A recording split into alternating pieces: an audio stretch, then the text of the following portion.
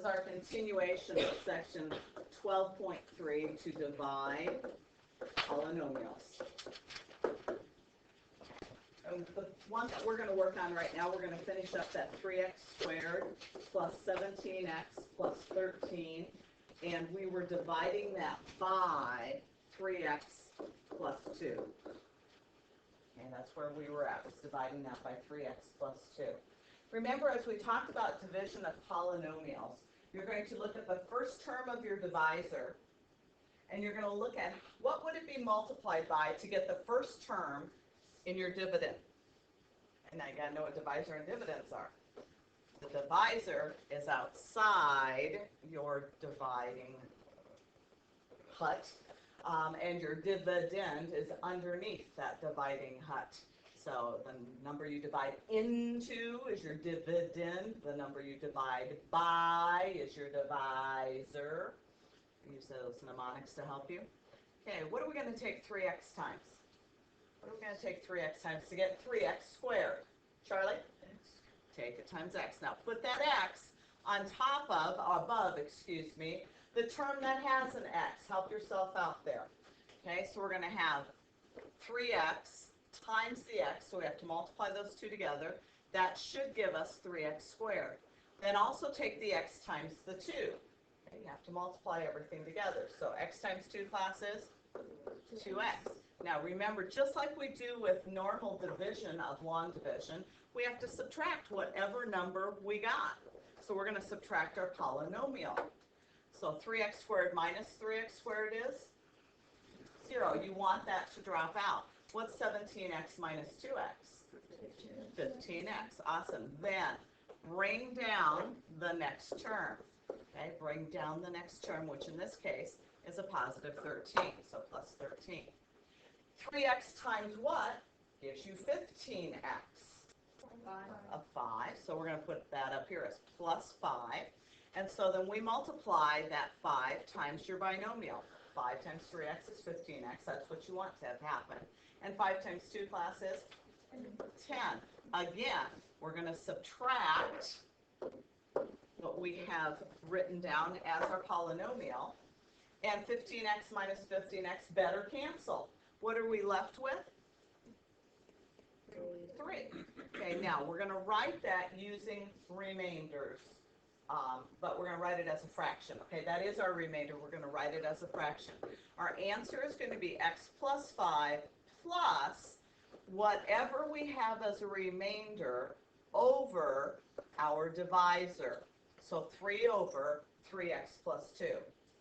I know it's not a pretty sight. I know because it has a variable down the denominator, it really isn't technically a polynomial any longer, but that's how our answer is going to be written. Okay, x plus 5 plus the 3 over 3x plus 2. Can you not simplify that? No. The 3's cannot cancel because there's addition with it. Okay, there's addition hooked onto that 3x. Anyone else? All right, let's do another example together here. Let's do another binomial. Let's do 9x squared plus 3x plus 8, all divided by 3x minus 4.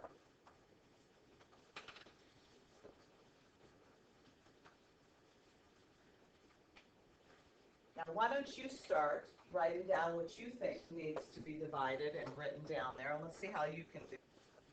Taking a look at the work that is up here, we had the 9x squared minus 12x, and then we had to subtract everything, so we actually ended up with 15x. This person here just showed minusing this whole thing rather than, putting through the negative, and that's okay as long as you know what you're doing on your own work. And then we end up with 28 as our remainder that we put over the 3x minus 4. Any troubles with that at all? Then the last thing that we talk about in this section is what if some of the terms are missing?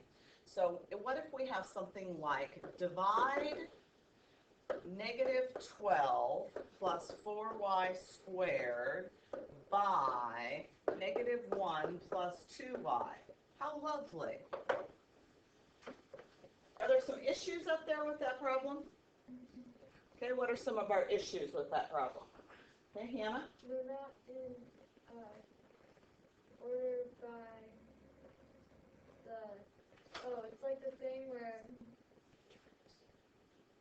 What do with the word, I don't remember. yeah, it starts with a D. And it's not D again. Descending order of the starts with D. Degree. Descending degrees, yes. The exponents is in essence what you're looking at. So we need them in descending degree order first. And what other issue is there?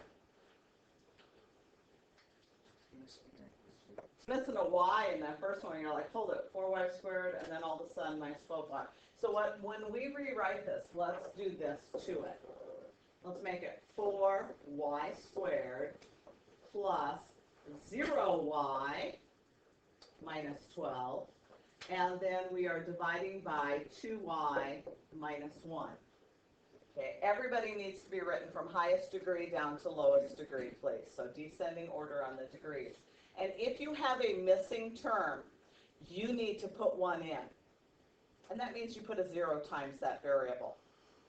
All right?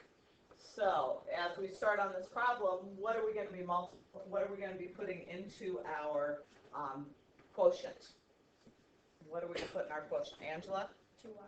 A 2y, so we'll have 2y up here. That means 2y times 2y better give us our 4y squared. We want that to always be exactly the same. And then 2y times the negative 1 class? Negative 2y. Now remember, we have to subtract this.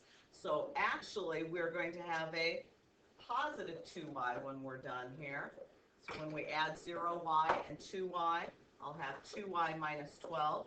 So what are we going to take 2y times to get 2y? Oh, a 1. So I'm going to put plus 1 up here.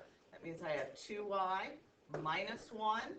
Go through and do my subtraction.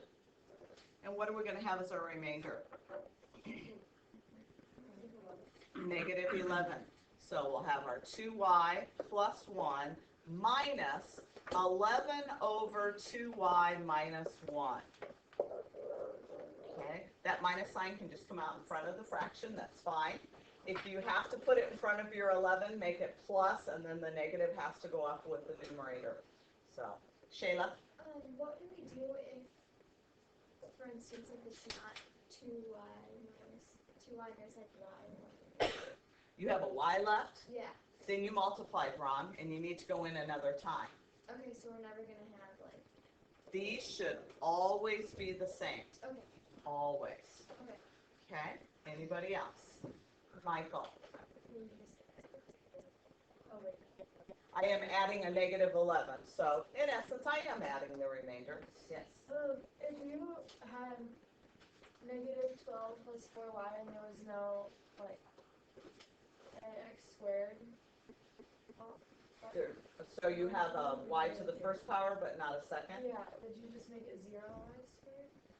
No, I wouldn't even have a y squared. I wouldn't even need to worry about the y squared. Oh, okay. Okay, if I had a cube, then I want to put a 0 y squared in there. Okay. So what you're giving me is just a degree of 1 divided by a degree of 1. Okay. So you're going to probably end up just with a constant. Okay. Anybody else? Yeah, I have one more example that we're going to go through here in regards to missing terms. So let's put this one up here. N squared minus 6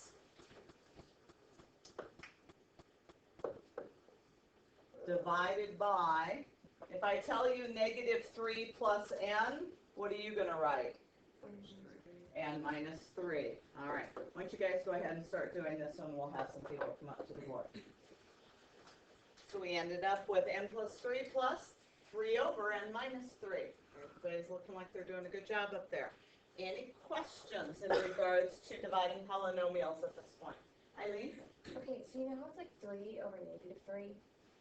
It's 3 over n minus 3. Yeah. Why can't you cancel that out? All right, let me show you why you can't cancel that out. 3 over n minus 3. Now, if I put a number in, for n. Choose any number you want. You want to put 7? All right. So I'm going to do 3 over 7 minus 3. And that's equal to 3 over 4, right? Well, if I cancel these 3's, is that equal to the fraction 1 over 7? Okay. If I can do that, those two fractions should be equal to each other. Pardon? What if it was like 6n minus 3 on the denominator? Yeah. And I have what in my numerator? 3. A 3? Okay, then I have a whole new ball of wax up here. Because I can take out a factor of both of these. What's a common factor between 6 and 3? 3. So if I have that sitting on the outside, that now gives me 2n minus 1, Anna. And in my numerator is a 3. Notice the multiplication going on here. These I can cancel, but not when there's addition subtraction going on between them. Okay? So here I'm going to have 1 over 2n minus 1. I can show you that we get the same answer with that. Okay, do you want to see the same answer? Or do you believe me? Okay. John? With what you did factoring out, is that the same thing as just dividing by 3 and all? Yeah, all the terms would have to be divided by 3. Some people do that little shortcut, but all the terms have to be divided by that. Okay?